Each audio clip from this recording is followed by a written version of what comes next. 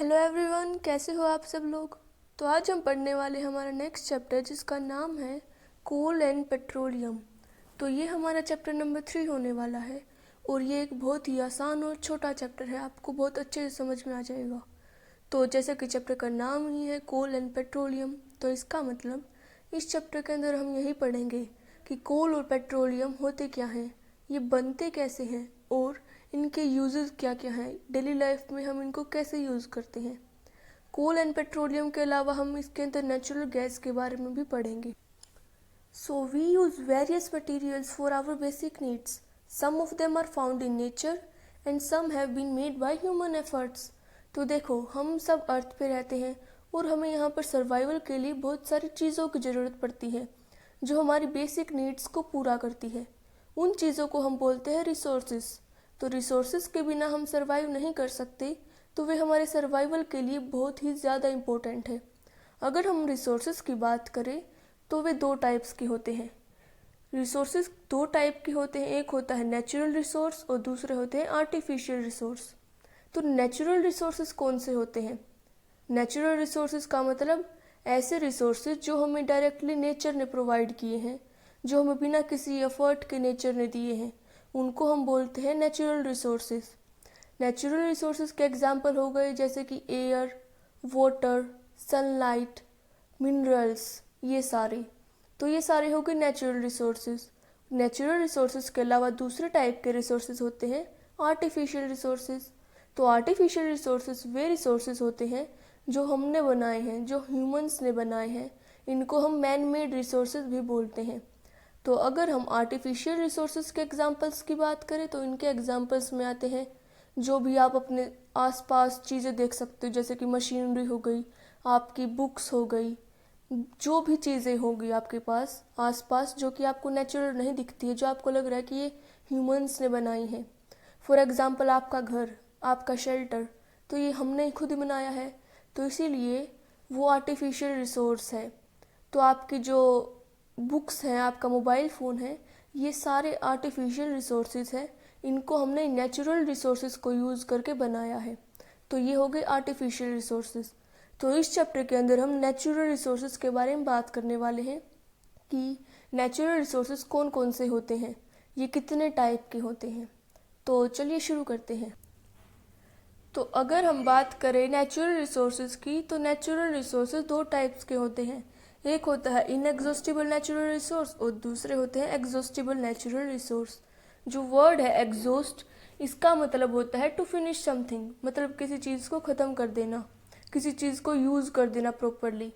तो इनएग्जॉस्टिबल की अगर हम बात करें तो इसका मतलब होता है जो कि आसानी से ख़त्म ना हो, जिस चीज़ को हम इजीली ख़त्म ना कर सके। तो इनएग्जॉस्टिबल नेचुरल रिसोर्स वे रिसोर्सेज होते हैं जिनको हम नियर फ्यूचर में ख़त्म नहीं कर सकते, जो कि हम मान सकते हैं वे अनलिमिटेड अमाउंट में प्रेजेंट है। So these resources are present in unlimited quantity in nature, जो नेचर में अनलिमिटेड अमाउंट में प्रेजेंट होते हैं and are not likely to be exhausted by human activities. Humans कितना भी ट्राई कर ले, वे जो रिसोर्सेज है वे आसानी से ख़त्म नहीं हो सकते, मतलब ये अनलिमिटेड अमाउंट में प्रेजेंट है। अगर हम इनके एग्जांपल्स की बात करते हैं, इनके एग्जांपल्स में आ गए सनलाइट और एयर। सनलाइट जैसे कि आप जानते होंगे हमें सन से प्राप्त होती है, तो सनलाइट हम कितना भी यूज़ कर ले वो हम आसानी से ख़त्म नहीं कर सकते। एयर भी अनलिमिटेड अमाउंट में प्रेजेंट है। तो सनलाइट और एयर ये दोनों इनएग्जॉस्टिबल नेचुरल रिसोर्स के एग्जाम्पल्स हैं। तो अब हम बात करते हैं एग्जॉस्टिबल नेचुरल रिसोर्स के बारे में। तो एग्जॉस्ट का मतलब होता है किसी चीज़ को ख़त्म कर देना।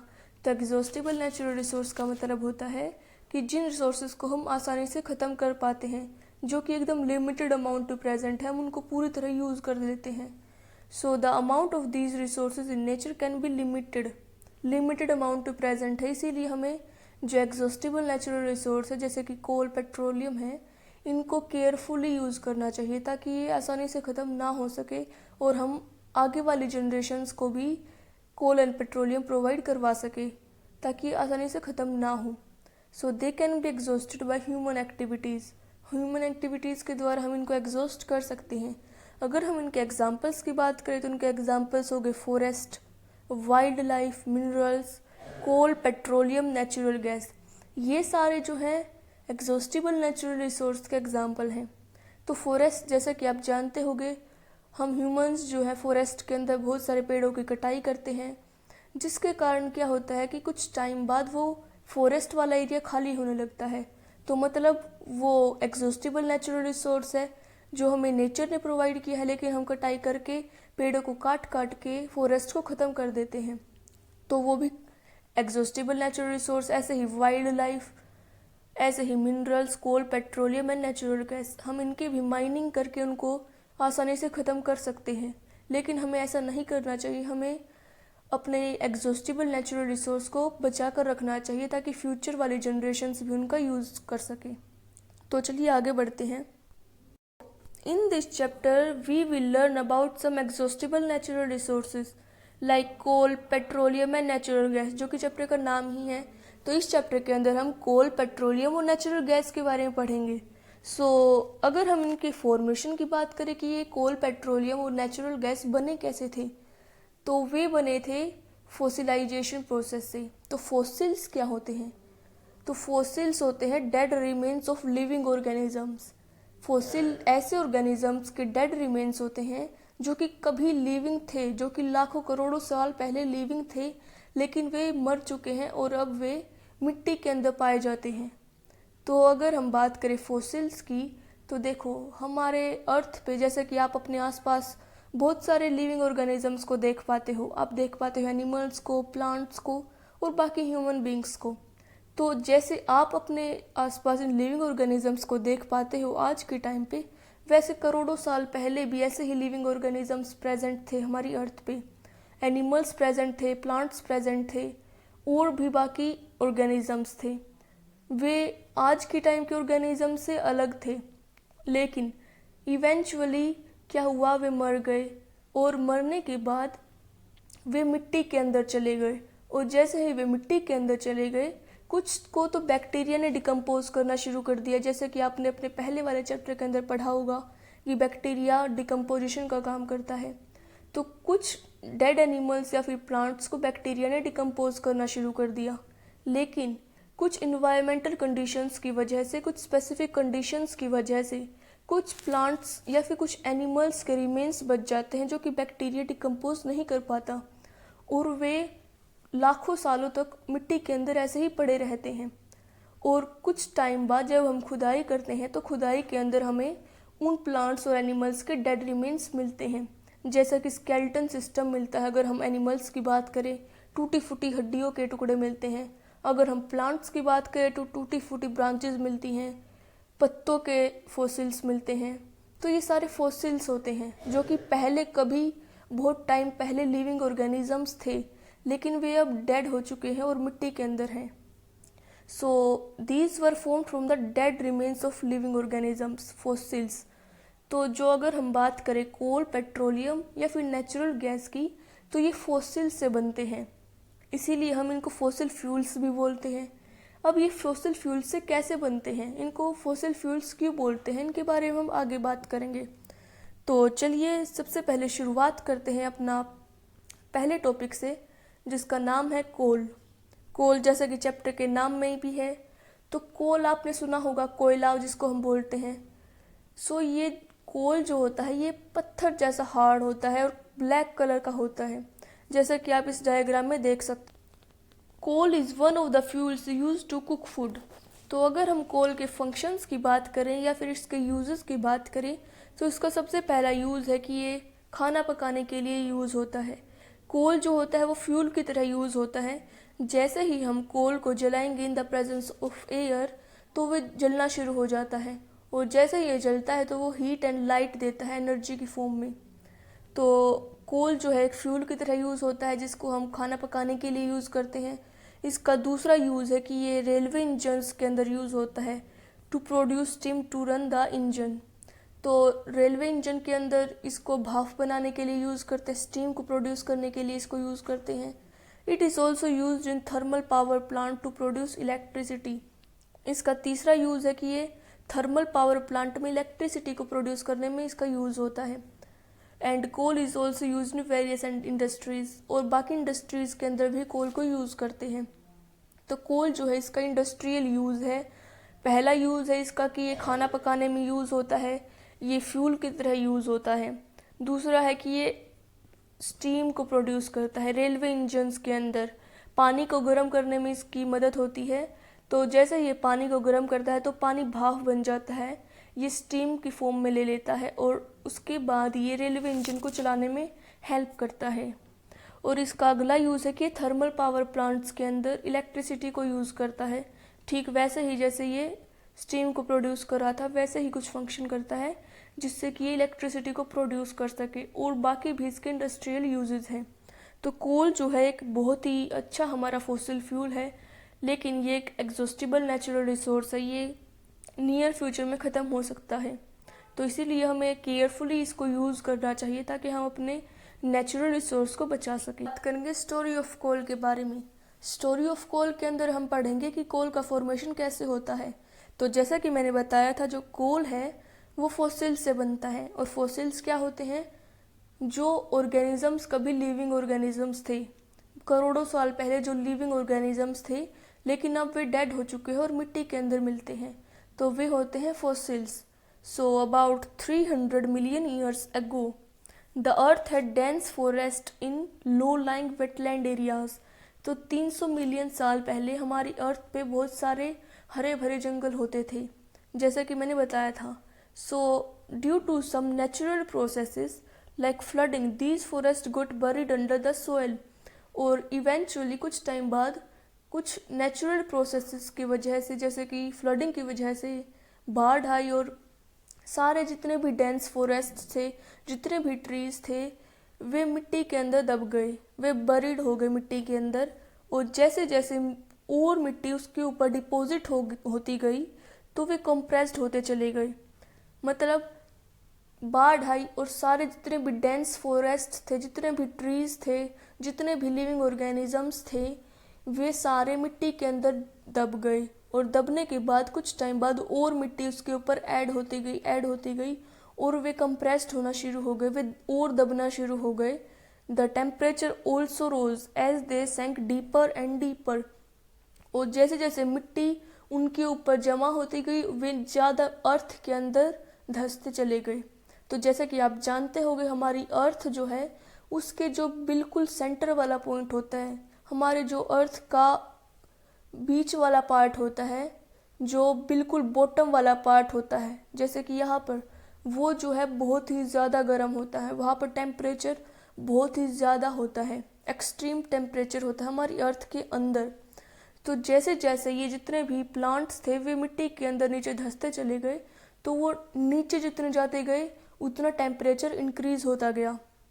और टेम्परेचर के साथ साथ प्रेशर भी इंक्रीज होता गया, जैसे ही वे कंप्रेस्ड हो गए। तो हाई टेम्परेचर और हाई प्रेशर के कारण जो डेड प्लांट्स थे वो धीरे धीरे कोल के अंदर कन्वर्ट होना शुरू हो गए।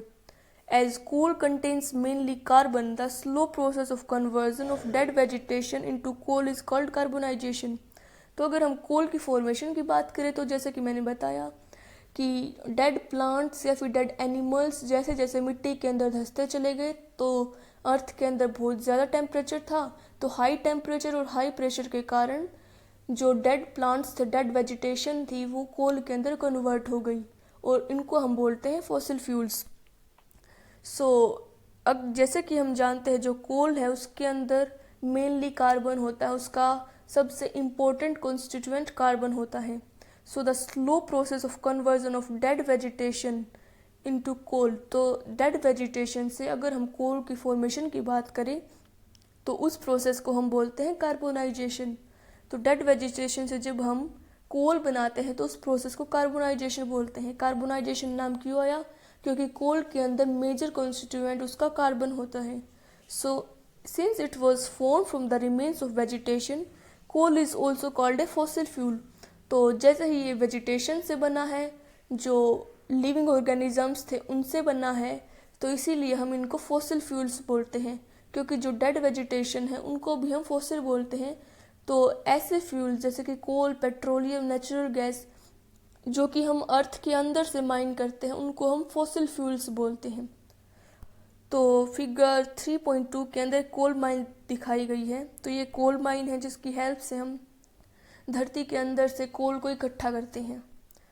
तो when heated in air coal burns and produces mainly carbon dioxide.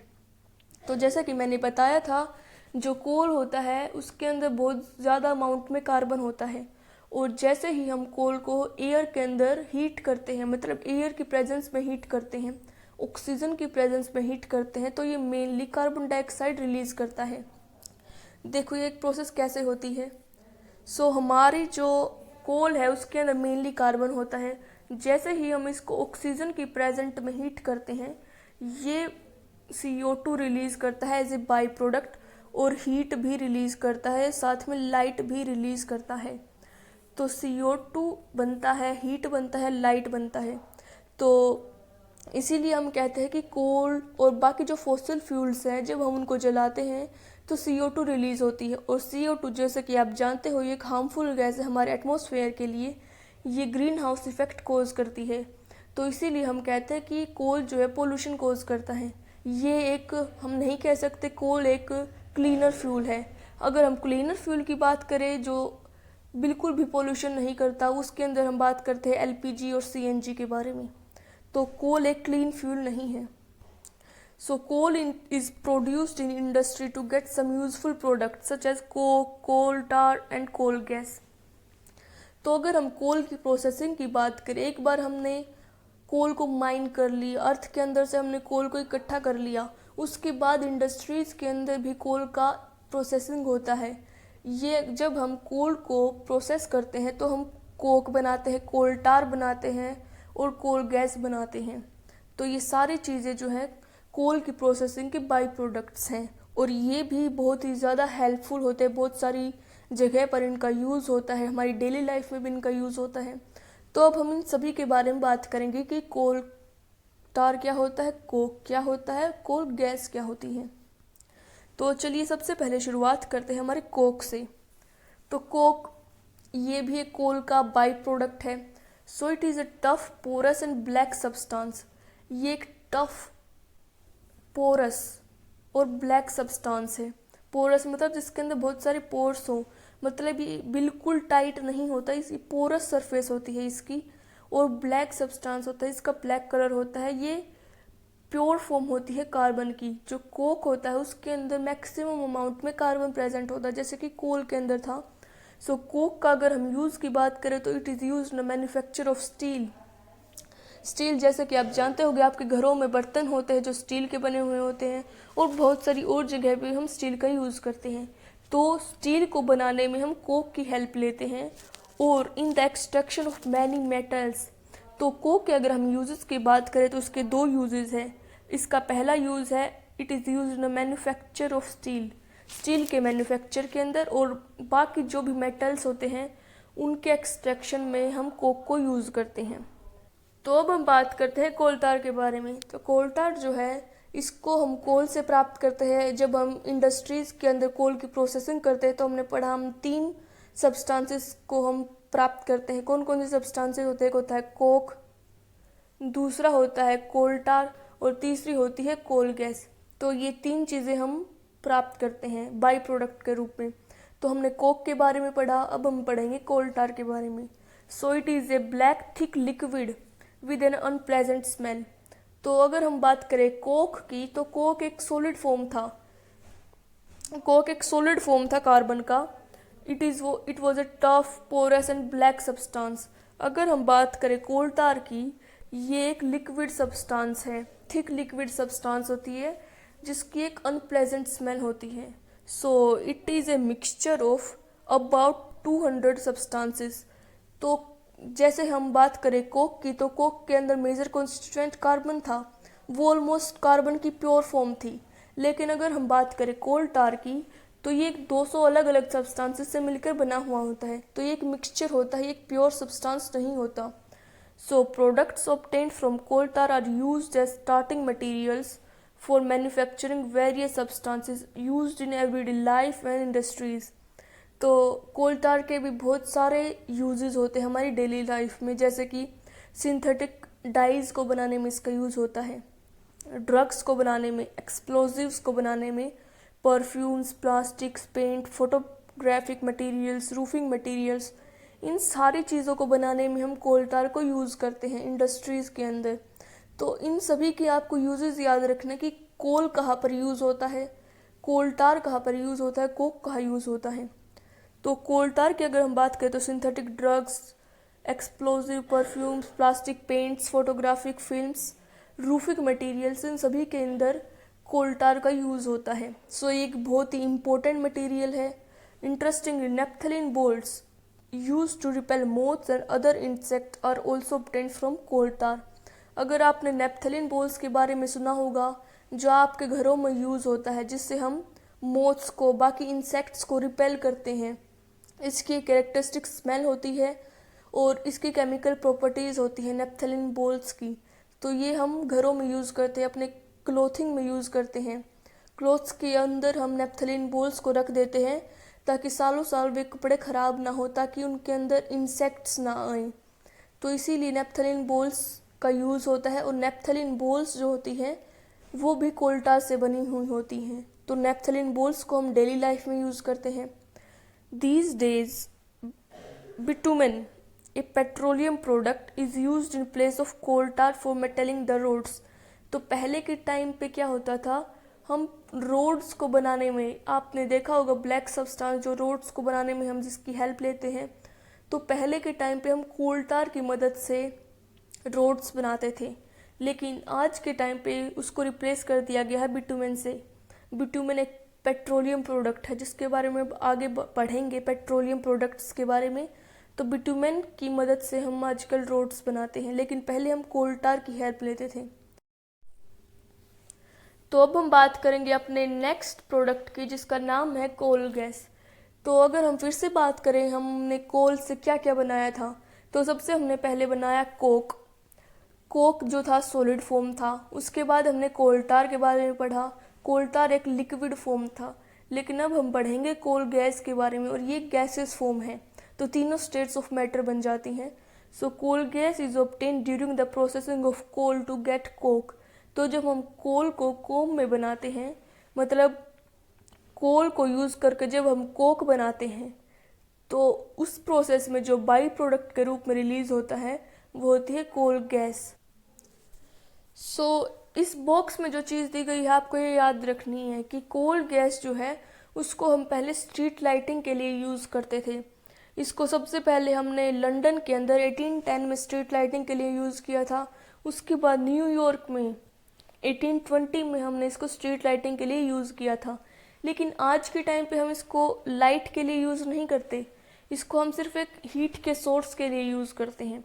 तो कोल गैस भी एक इम्पोर्टेंट चीज़ है जिसको हम हीट, लाइट के लिए यूज़ कर सकते हैं। So it is used as a fuel in many industries situated near the coal processing plants. तो कोल गैस के अगर हम यूज़ की बात करें तो एक तो हो गया ये हीट एंड लाइट के लिए यूज़ होता है, दूसरा हो गया ये फ्यूल की तरह भी यूज़ होता है, जिसको हम कोल प्रोसेसिंग इंडस्ट्रीज जो होती हैं, कोल की प्रोसेसिंग के लिए जो इंडस्ट्रीज़ होती हैं उनके आसपास हम इनको यूज़ करते हैं, उनके अंदर हम इनको यूज़ करते हैं। तो कोल गैस भी एक इम्पोर्टेंट कंपोनेंट है और उसके भी बहुत सारे यूजेस हैं। तो अगर हम समरी के रूप में देखें कि कोल और उनके कंपोनेंट्स के क्या क्या यूजेस हैं, तो जो कोल है अगर हम उसके यूज़ की बात करें तो हमने उसके अंदर पढ़ा था कि ये बहुत सारी चीज़ों के लिए यूज़ होता है। जैसा कि ये खाना पकाने में जो फ्यूल यूज़ होता है उसकी तरह यूज़ होता था पहले के टाइम पे, लेकिन आज के टाइम पे हमने उसको रिप्लेस कर दिया है एलपीजी के लिए। हमने आजकल एलपीजी को यूज़ करना शुरू कर दिया है। सो एक तो हो गया फ्यूल की तरह यूज़ होता है, दूसरा हो गया स्टीम इंजन्स के अंदर स्टीम को बनाने में इसका यूज़ होता है कोल का, और तीसरा हो गया थर्मल पावर प्लांट्स में हम कोल को यूज़ करते हैं। तो ये तीन यूजेस हो गए कोल के, आपको ये याद रखने हैं, आपके एग्ज़ाम में पूछ सकता है। और अगर हम कोक की बात करें, कोक एक कंपोनेंट है कोल का। इसको हमने प्रोसेसिंग किससे बनाया है, कोल की जब हम प्रोसेसिंग करते हैं तो कोल बनता है, कोल गैस बनती है और कोक बनता है। तो कोक की अगर हम बात करें तो इसके यूजेस हो गए कि ये स्टील के मैन्युफैक्चर में यूज़ होता है और बहुत सारे मेटल्स जो होते हैं, मेटल्स आपको पता होगा, सोडियम, कैल्शियम, मैग्नीशियम, ये सारे जो मेटल्स हैं उनकी एक्सट्रैक्शन में हम कोक को यूज़ करते हैं। तो कोक का इंडस्ट्रियल यूज़ होता है। अगर हम कोल टार की बात करें तो कोल टार जो है लिक्विड सब्सटेंस है और इसके हमारे डेली यूज़ में ज़्यादा यूजेस हैं, जैसे कि synthetic dyes, drugs, explosives, perfumes, plastic, paint, photographic materials, roofing materials. तो हमारी डेली लाइफ में जो सब्सटेंसेस होते हैं उनके अंदर हम ये कोल टार को ज़्यादा यूज़ करते हैं। इसके अलावा हम नेप्थलीन बॉल्स को बनाने में कोल टार को यूज़ करते हैं। और इसका एक और मेन यूज़ है कि हम पहले के टाइम पे रोड्स बनाने में भी कोल टार का यूज़ करते हैं, लेकिन हमने आज के टाइम पे हम बिटुमेन का यूज़ करते हैं जो कि एक पेट्रोलियम प्रोडक्ट है, ये कोल प्रोडक्ट नहीं है। और अगर हम अपने लास्ट कंपोनेंट की बात करें कोल गैस की, तो कोल गैस का पहला यूज़ है कि ये स्ट्रीट लाइटिंग के लिए यूज़ होता था, लेकिन आजकल हम इसको सिर्फ हीट के लिए यूज़ करते हैं। और इसका दूसरा यूज़ है कि कोल प्रोसेसिंग प्लांट्स जो होते हैं उसके अंदर हम इसको फ्यूल की तरह यूज़ करते हैं। तो ये सारा हो गया कोल के बारे में। तो आज के लिए बस इतना ही। आज हमने कोल के बारे में पढ़ा, कोल क्या होता है, उसका फॉर्मेशन कैसे होता है और उसके कंपोनेंट्स कौन कौन से होते हैं। तो अगली वीडियो के अंदर हम बात करेंगे अपने नेक्स्ट टॉपिक की, जिसका नाम है पेट्रोलियम। तो अगली वीडियो के अंदर हम पेट्रोलियम को कंप्लीट करने वाले हैं कि पेट्रोलियम क्या होता है, कैसे बनता है और कौन कौन से मेथड्स से ये माइन होता है। और उसके बाद हम बहुत सारे यूजेस के बारे में भी पढ़ेंगे। तो आज के लिए बस इतना ही। अगर आपको ये वीडियो पसंद आई हो तो वीडियो को लाइक, शेयर और कमेंट ज़रूर करें। चैनल को भी सब्सक्राइब कर ले।